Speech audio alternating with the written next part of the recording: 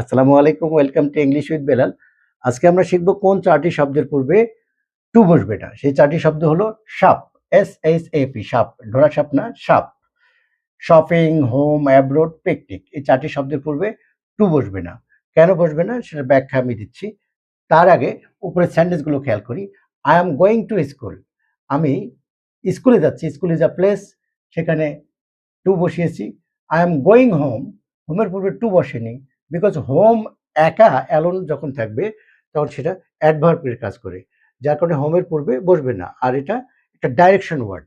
আপনারা দেখেন মোবাইল বা কম্পিউটারে যখন হোম বাটনে চলে আসেন, হোম হচ্ছে যখন কোথাও পাচ্ছেন না, ফিরে আসছেন বা দিকে যাচ্ছেন, হোমের দিকে যাচ্ছেন, এটা একটা ডাইরেকশন ওয়ার্ড। আবার এখানে খেয়াল করছি সাপের যে চারটা আছে, যেমন I am going to shopping, রং, এটা হবে I am going shopping, no problem. I am going home, I am going to home, home হবে না, home also is a direction word, আর এখানে অ্যাডভার্ব হিসেবে বসেছে।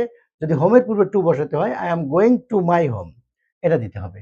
আবার I am going abroad, I am going to abroad, এটা two হবে না। abroad একটা abroad বলতেই বোঝাচ্ছে যে এটা একটা অন্য কান্ট্রি, সে দেশে যাচ্ছে, এটা এর মধ্যেই টু আছে, যার কারণে এখানেও দরকার নেই।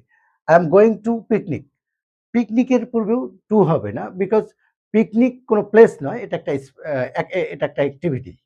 অ্যাক্টিভিটি হলে তার পূর্বেও টু বসবে না। শপিংও একটা অ্যাক্টিভিটি, পিকনিকও একটা অ্যাক্টিভিটি। অ্যাক্টিভিটি হলে অন ব্যবহার হয় সাধারণত।